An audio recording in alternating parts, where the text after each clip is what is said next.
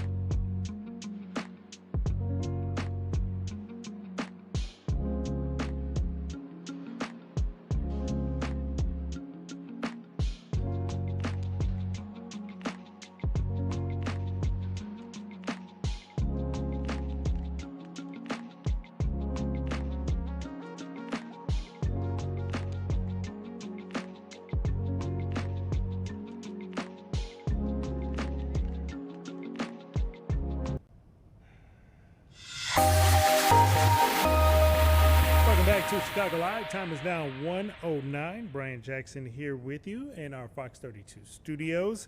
We're going to check in on Capitol Hill, where House Minority Leader Hakeem Jeffries is putting his focus as Congress once again is on the verge of a potential government shutdown.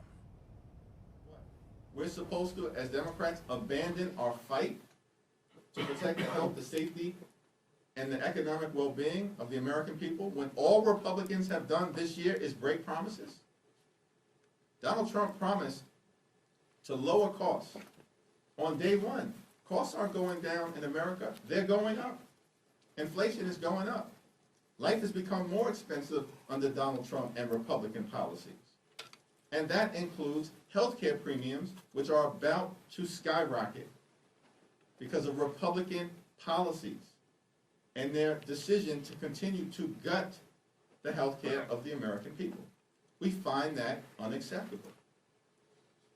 Cancel the cuts, lower the costs, save health care. But just to follow up, there's no new policy in this CR. It's just an extension of spending.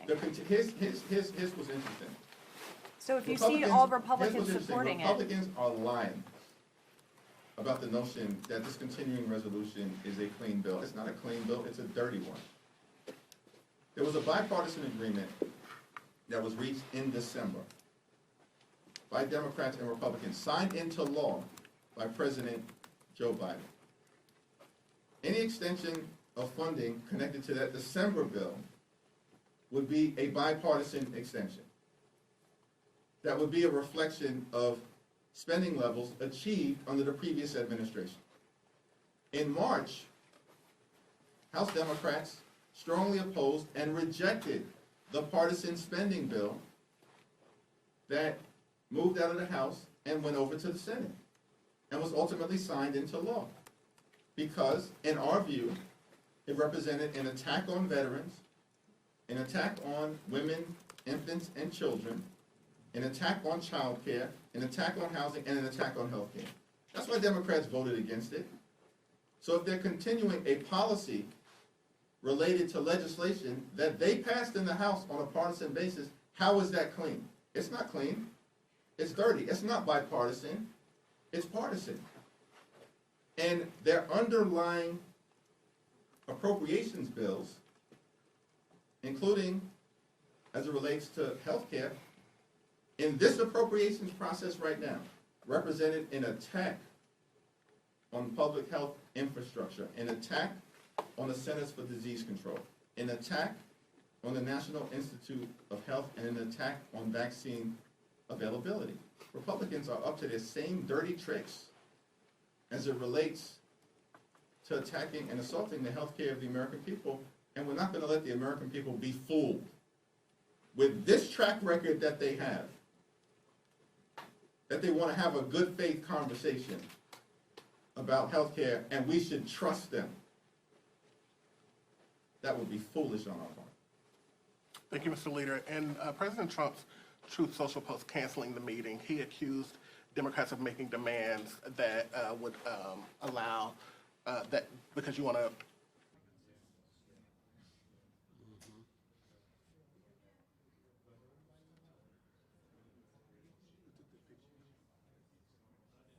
Nicole, Nicole, the national security chief, is on TV.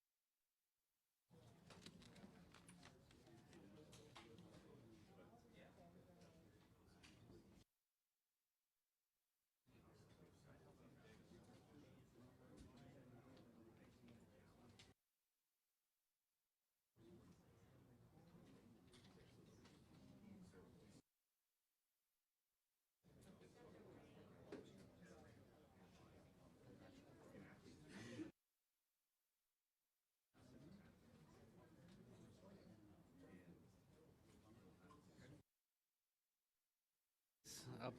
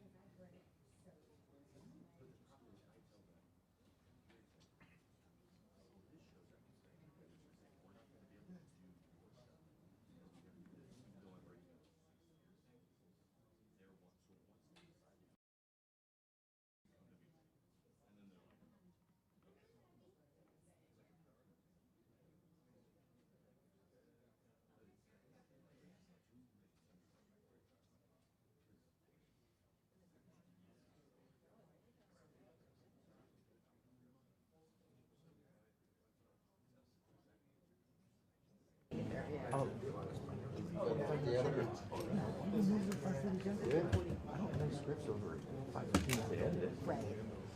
Oh, the amount of times I have to do But I'm like, learning from the master here.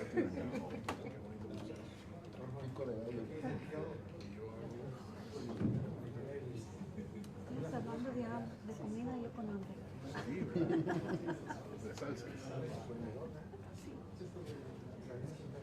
it's almost like you're like, you know, it's like, dude,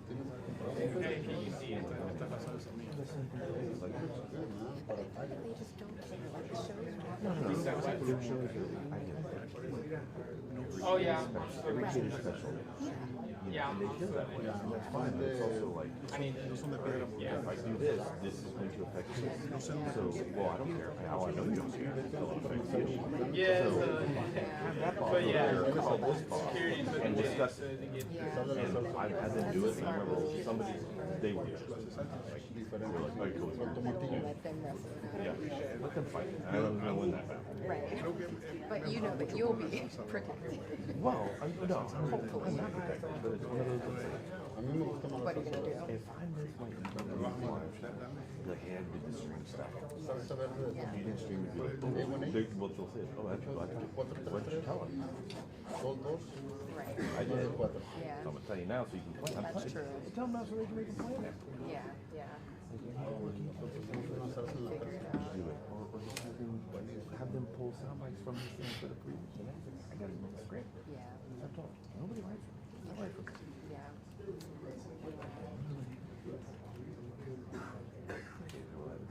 So on the Central Time. 5 at 6, 5 at 7, 5 at 9, 5 at 10. Didn't do it at 11. Actually, get to grab something at Foxy's and use the restroom. Yeah. Wrote the script, and they're like press conference. I'm like, okay, let's guess what we're gonna say based on this because I had like some recording we did make a call for set up people up. Stand by then. Our guy got, I think everybody got. Nosotros somos muchos investors. So it's like, you know, we already sent them for that. Well, now we get to send this. It's like, we can do it.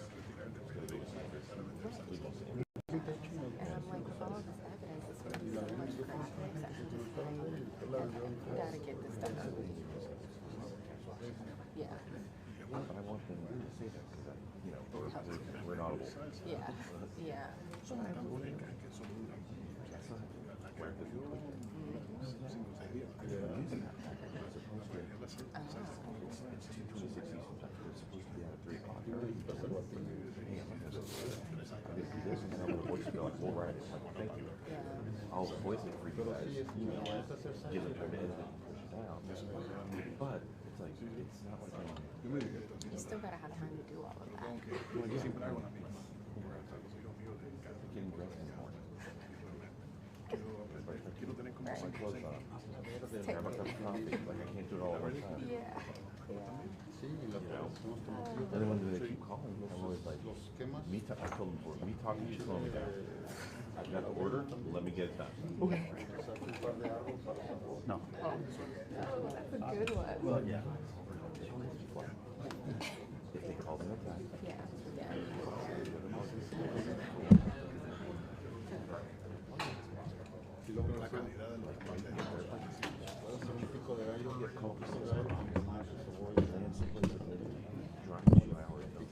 Still be up, yep, and go on. And then go on. And then, you know, other people are like, oh, they work more than 3 hours. I'm like, hold up, that's amazing. How do you do that?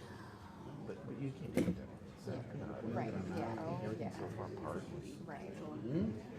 So, it's like, I say this all the time. I say no. People get it. Well, some people do. But listen, Right. Yeah. sitting here like, I got a massage, guys. Right, yeah. Yeah. Right, and I feel like I'm finally in a place where I can start like advocating for myself a little more, so I'm like, yeah. But like, you know, they also like, hold on, but one time,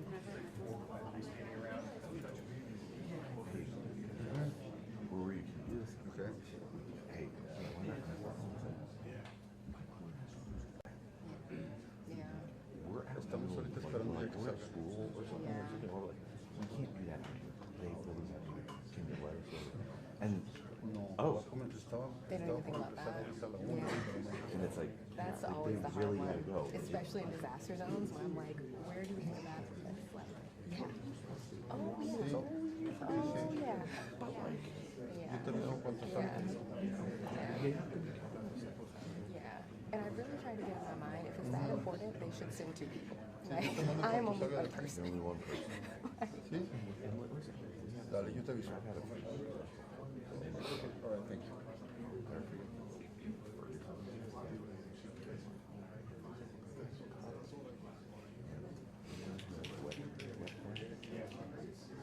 What's that for? I don't know. Yep. What? You can do that? I'm like, yeah. What do I have to do if I do? I'm like, that's a you question. That's not a me question. You gotta ask yourself that. Oh my. I'm like, Yeah, welcome to. this ain't no hobby. Yeah. Like, this is a job. Like, Serious. you gotta figure it out. Because no, you're not gonna do it for me. Yeah, so I mean, That's why I'm finally feeling confident in being like, okay, like, yeah.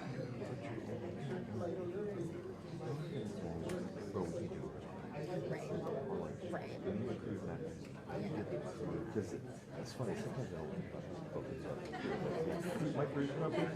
And I feel like that's where we luck out because the crews are unionized and they don't get that lunch break. And so it's like, hey, we gotta get the crew out.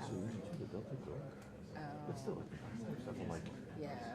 Yeah. I don't know what to tell you. Like, Yeah. my guys gotta go. You gotta go.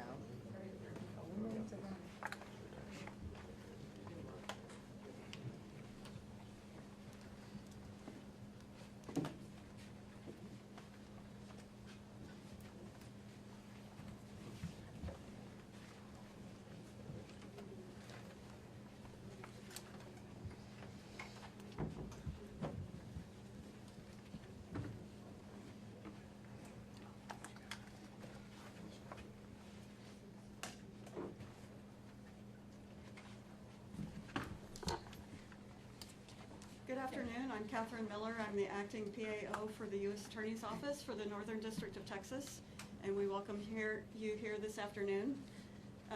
At the podium today is Nancy Larson, the acting U.S. Attorney for the Northern District of Texas, and she's joined by Joseph Rothrock, the Special Agent in charge of the FBI, Dallas.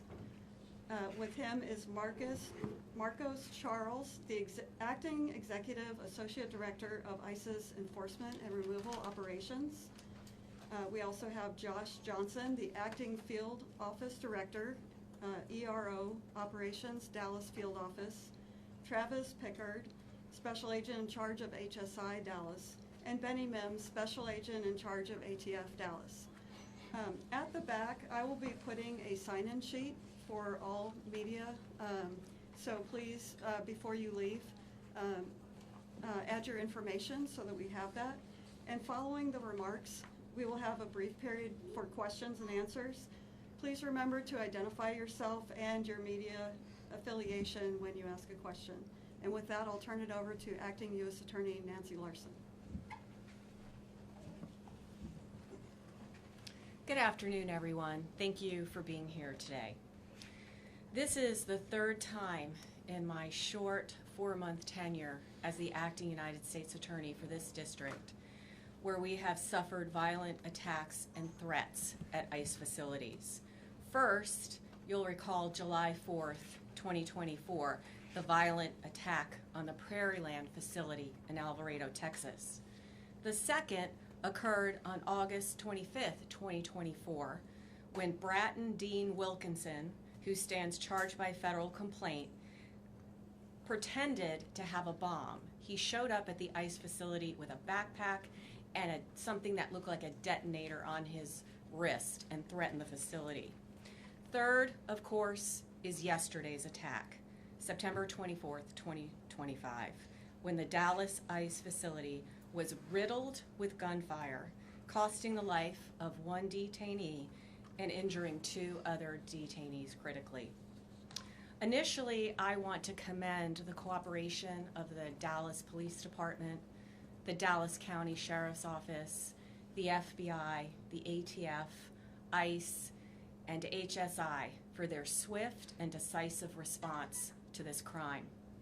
Members of these agencies quickly secured the scene and the evidence and worked tirelessly to determine any continuing threat. Due to their efforts, it did not take long to ascertain the identity of the shooter, who was deceased by a self-inflicted gunshot wound, and that he very likely acted alone. His name is Joshua Yan, 29, of Fairview, Texas. Let me just review a very brief summary of the timeline of yesterday's attack. We believe at some point around 3 o'clock in the morning that the suspect was seen driving on footage with a large ladder on his car. And we believe that that is what he used to position himself on top of the building. The shooting itself started at approximately 6:30 a.m. After the shooting started, Dallas Police Department arrived en masse, secured the scene. Law enforcement officers found the sniper dead. They found bullets on the rooftop, one of which was labeled with the words anti-ICE. That morning, gunshots sprayed the length of the building, the windows, and law enforcement vans that were in the Sallyport area. Detainees were struck by these bullets. One was killed, 2 were wounded, and both of them are undergoing treatment. Shortly thereafter, the FBI began its meticulous work at the crime scene. At the same time, we obtained and executed multiple search warrants yesterday for devices and locations associated with the sniper. FBI agents executed a search warrant at the sniper's residence yesterday, and there found a collection of notes. First, I want to point out that one of these notes or papers, the sniper explicitly states, "Yes, it was just me." That statement appears to be correct at this point in the investigation. Notably, these loose notes included a game plan of the attack and target areas at the facility. He called the ICE employees people showing up to collect a dirty paycheck. He wrote that he intended to maximize lethality against ICE personnel and to maximize property damage at the facility. He hoped to minimize any collateral damage or injury to the detainees and any other innocent people. It seems that he did not intend to kill the detainees or harm them. It's clear from these notes that he was targeting ICE agents and ICE personnel. The tragic irony for his evil plot here is that it was a detainee who was killed and 2 other detainees that were injured when he fired into the Sallyport. He also hoped his actions would give ICE agents real terror of being gunned down, and he did this to induce constant stress in their lives. He hoped his actions would terrorize ICE employees and interfere with their work, which he called human trafficking. And this, what he did, is the very definition of terrorism. Again, his notes reveal, yes, it was just me and my brain. And he said, good luck with the digital footprint. And of course, we take this to mean that he deleted evidence from his devices. His words were definitively anti-ICE.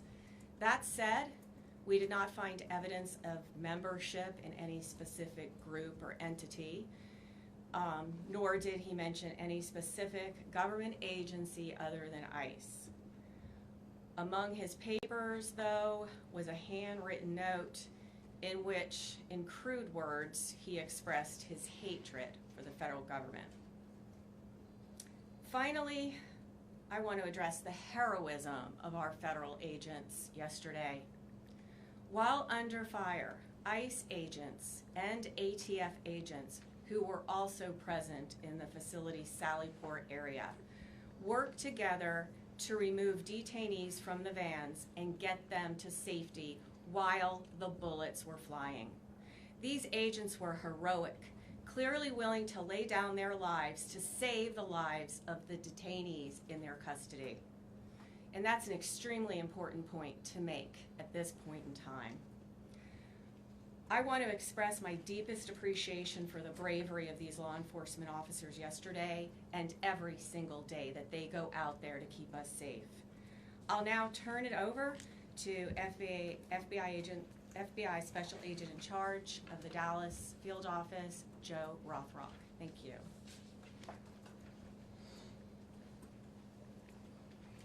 Good afternoon. First, I'd like to start by thanking our acting United States Attorney, Nancy Larson, and her office for their support during this investigation. My name is Joe Rothrock, and I'm the Special Agent in charge of the FBI's Dallas Field Office. Yesterday morning, Joshua Yan carried out a targeted, ambush-style attack on law enforcement. Today, I will provide you with some updates of what we've learned through our investigation to date, to include Yan's own words in his handwritten notes. Yan specifically intended to kill ICE agents. He fired at transport vehicles carrying ICE personnel, federal agents, and detainees. He also fired multiple shots into the windows of the office building where numerous ICE employees do their jobs every day. We now know that Yan engaged in significant high degree of pre-attack planning. He searched for information about the office building and how to track ICE agents' locations. Yan also acknowledged the potential for other casualties. He knew with a high likelihood ICE detainees would be transported that morning in the exact location where he was facing from his perch on a nearby rooftop. Yan's attack did in fact result in the tragic death of one detainee and the injury to 2 other detainees. We have been able to confirm that Yan legally obtained an 8mm bolt-action rifle he used in the shooting in August of this year. Based on our investigation to date, we believe Yan acted alone, but I'll stress our investigation continues. This attack yet again underscores the dangers that law enforcement face daily. We continue to see an increased threats against law enforcement. This is the second attack in recent months on ICE facilities here in North Texas. I do want to take this opportunity to thank our law enforcement partners, some of whom are here with us today. When Yan began firing, agents from both ICE and the ATF put themselves in the line of fire to move individuals off the transportation vehicles in an attempt to protect and rescue those that were injured. I want to thank them for their bravery. The Dallas Police Department and the Dallas County Sheriff's Office also quickly responded to the scene without any hesitation and ran towards danger. Ultimately, they located the shooter, who was deceased by an apparent self-inflicted gunshot wound. I want to thank them for their prompt response and dedication to protecting and serving their communities. I also want to thank our partners that have assisted in this investigation. The Fairview Police Department, as well as our partners in Oklahoma, to include Bryant County Sheriff's Department, Durant Police Department, and Choctaw Nation Light Horse Police, as well as our personnel from San Antonio and Oklahoma City within the FBI that assisted. The FBI has dedicated its entire breadth of resources to ensure this investigation is completed thoroughly. The FBI stands with our law enforcement partners, and today we express that the attacks against law enforcement officers will not be tolerated. While we believe Yan acted alone, we are still asking that anyone with information about Yan or his activities report that to the FBI at 1-800-CALL-FBI or at www.fbi.gov/Dallas ERO shooting. And with that, I will turn it over to Director Charles. Good afternoon. My name is Marcos Charles. I am the ICE Executive Associate Director for Enforcement and Removal Operations. The attack on ICE's Dallas field office yesterday was tragic. And while our hearts and prayers are with the family of the detainees who were shot, the evidence is clear that this was intended as an assault on ICE personnel who come to work every day to do their job. Violent rhetoric has led to over 1,000% increase in assaults on ICE officers, and it has to stop. In contrast to those who would demonize our men and women, yesterday our brave officers ran back into danger, along with ATF, our partners, to save the detainees while shots were still being fired. Those ICE officers just showed the world who they really are. Law enforcement officers who want the best for our country. That's ICE. Integrity, courage, excellence. They were willing to put their lives on the line to pull detainees out of the transport van to get them to safety. They are heroes, and I hope the media has the integrity to shine a light on this story. Enough is enough with the harmful lies and violent rhetoric. It has to stop.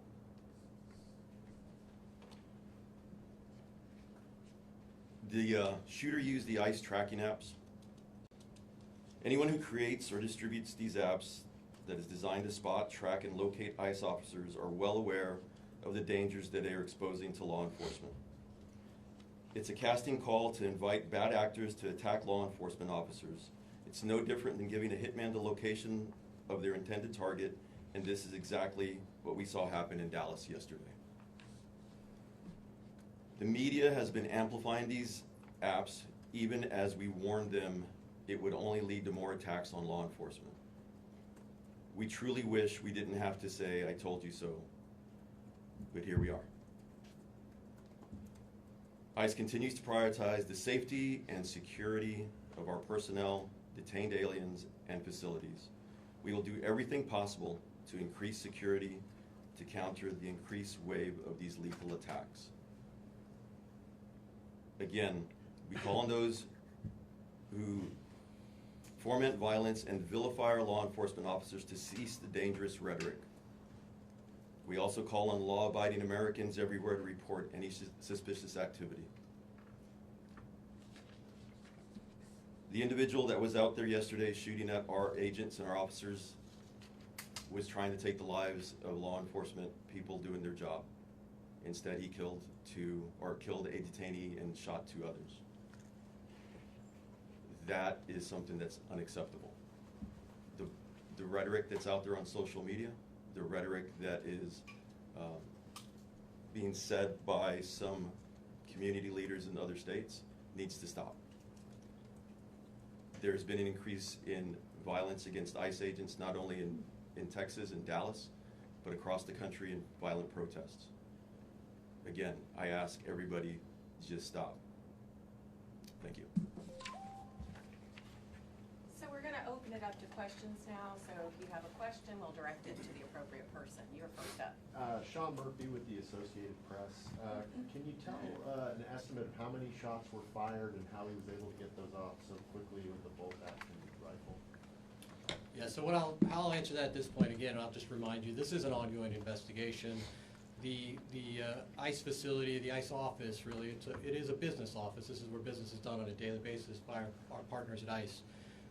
That is still an active crime scene. We still have personnel out there. As I mentioned earlier in my remarks, we brought in resources from San Antonio, Oklahoma City, obviously our own FBI resources here in Dallas, as well as folks from our lab, because we are going to do a thorough and exhaustive investigation and make sure that we have a full accounting of all the evidence that's at that scene. Again, those efforts are ongoing at this time. I'm going to go here real quick. Thank you. Can you talk to us more about the detainees in the van? Were they transported to Alvarado, Texas, or what happened to them? So you're referring to detainees that were not injured? Correct. And Yeah. if you could give us an update on the ones that are injured, identities, nationalities. So I won't be providing any updates at this time on the identities of the detainees that were injured. ICE has a process from notifications to consulate and to next of kin. That process is ongoing, and so we'll defer to our ICE counterparts at some point to determine when it's the right time to release that information. The other detainees remain safe. They are victims as well of this violent crime, and they are people that we are actively interviewing as part of our investigation. Right here in front. Hey, Matt Kyle, Dallas Morning News. Ms. Larson had referenced anti-government, anti-federal government statements that Mr. Yan had made. Is there any more information y'all can release about what exactly was in those writings? The clearest motivation for this attack are his own words. In his handwritten notes, he says, "I want to cause terror." He doesn't want to just impact the ICE agents and the law enforcement agents that were carrying out that mission yesterday. He wants to impact ICE agents and law enforcement across the country. Again, his words, cause terror for those employees across the country. Over here. Shannon Miller with NBC DFW. Any indication how long the suspect had been planning this attack? Well, this is, again, as I referenced in my remarks, this is significant pre-planning months in advance. We know that he obtained the firearm in August. We also know that he was looking at a number of DHS facilities and he had downloaded that information.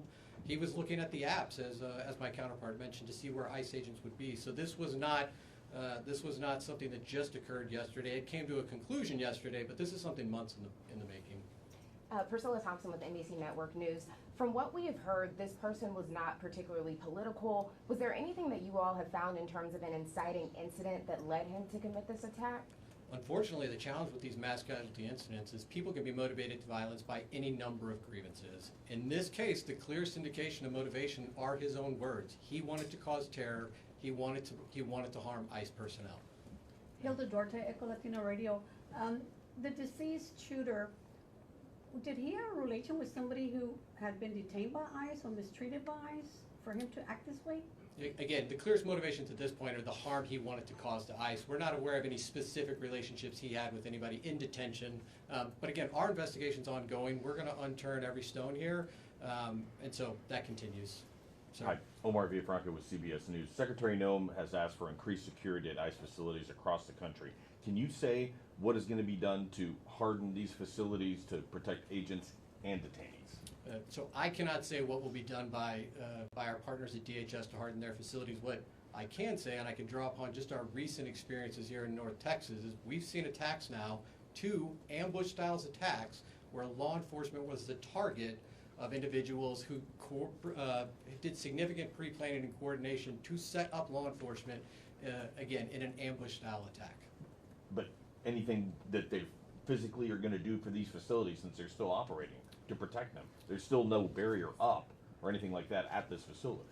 I would need to refer to my partners advising that. Yeah, so currently, we're looking at hardening some of our facilities.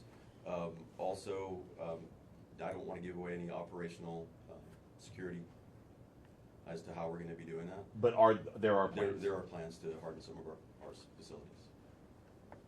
Back there. Robbie Owens, CBS News, Texas. Were the Yon family immigrants? Mr. Yan was not an immigrant. He was a United States citizen. He was here legally. I won't be going into the details on anybody other than Mr. Yan at this time. Yeah. You talked a little bit about the ICE agents, or the agents that were there at the location that helped when shots were beginning to fire. Can you give us some more perspective on what the situation was with the detainees that were in the vans? Were they handcuffed? Were they shackled? Why weren't they able to get out of the vehicle by themselves? Again, these were individuals that were detained by law enforcement. There were multiple transport vehicles at the facility at that time. Again, what I would stress at this point is under gunfire, multiple federal agents ran into that fire to remove these individuals and to attempt to render life-saving aid under the most dire circumstances. And just for clarity, they were restrained. They were being the individuals in the vans were being restrained. It's a proper procedure for transport. The individuals that are brave men and women that went out there to go help and rescue were the ones that were injured and could not leave the van on their own. And we know that that's common because we've seen obviously transports before. So we just wanted clarity to understand why they weren't able to leave on their own. The other individuals that were in the van were able to leave on their own. It was the ones that were injured were unable to exit the vehicle. Sir.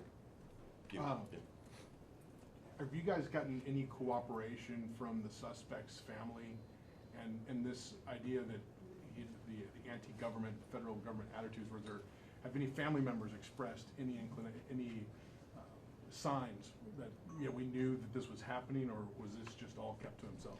Teaser. As is common in these investigations of mass casualty incidents, we are going to interview everybody we can identify that might have information about the motivations or who might have information about the pre-planning or who may have assisted in this attack. I won't be outlining every interview we conducted today, but we will be doing a thorough investigation. And again, one of the reasons we ask for additional information for the public is if there are those out there that had contact with Jan, we would like to hear from them, and we would like to gain an understanding of what their relationship was. Is his family cooperative?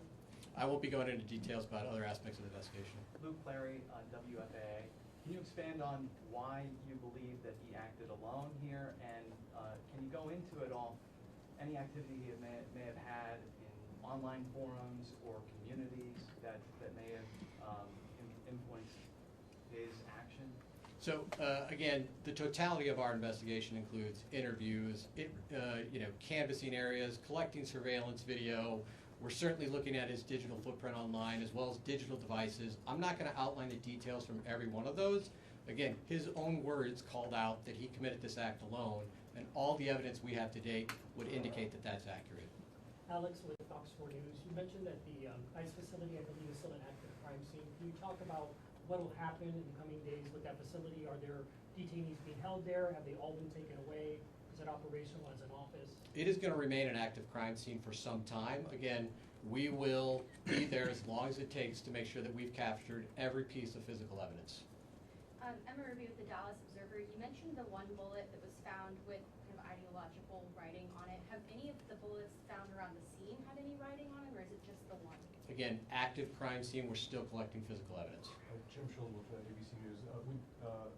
Around the crime scene, when his car was actually being towed, there was some writings on that vehicle. Can you give us a sense about what those were and how they play into your investigation? So the vehicle was searched as part of our investigation. I don't have additional details to share with you now about any writings, but certainly if we have updates, we'll provide those in the future. Ma'am. Ashley Killer with CNN. Y'all mentioned that he used a ladder to position himself.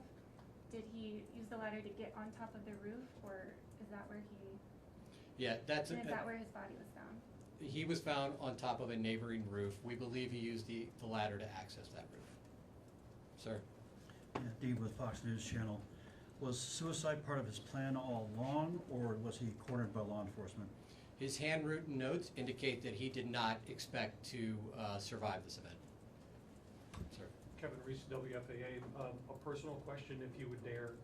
Can you explain to people in this climate what it's like to be an ICE agent right now? As I had said, the ICE officers that are out there right now, if you've seen them in multiple times on the news. They're out there doing their job with courage and honor. Yes, there is a heightened sense of security for everybody, not only at work, but for their families, for their loved ones, mainly because of the doxing that's going on and the violent rhetoric that people have been perpetrating. Mr. Charles, while you're up there, can I just follow up to that question and ask, of the agents that did respond on that day for yesterday morning, can you tell us what they were wearing at the time? Because I know sometimes ICE agents do and don't have bulletproof gear on. Can you give us an idea of how they responded, what they had on at the time? So they're wearing their normal gear, and it was not only ICE agents, it was ATF agents also that went out there and heroically came out and under fire went to rescue those individuals. Have you spoken to them? I have spoken to one of them so far. I haven't spoken to them. They're doing okay. All right, we have time for one more question. About the immigration status for those individuals who were injured. What's their immigration status is it going to change? Maybe perhaps even those who were in the van, visa. The individuals that were in the van will be going through due process, and they'll go through the whole immigration proceeding. So I'm not going to go into what their status is currently. And those who were injured? Same thing. All right, folks, we have time for one more question. Can you at least tell us where the papers were found, Fairview or Oklahoma? That one's for you. So again, I'm not going to detail every aspect of the case. We did search his residence, and that is where we found the handwritten notes. And that's all the time we have for questions today. When we have more updates, we'll come back. Thank you. Thank you. Thank you.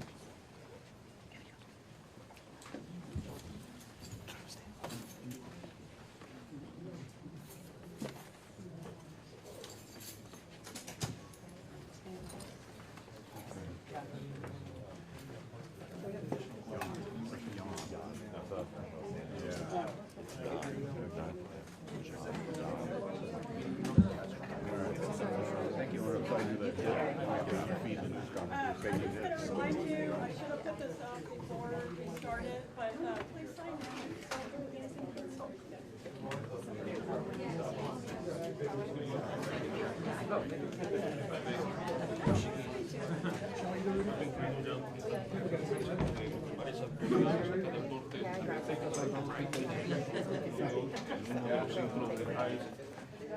Queremos amplia cobertura. Hay varios puntos importantes que han dado las autoridades sobre este tema. Primero, las autoridades del FBI hablan sobre un alto grado de planificación para este tiroteo.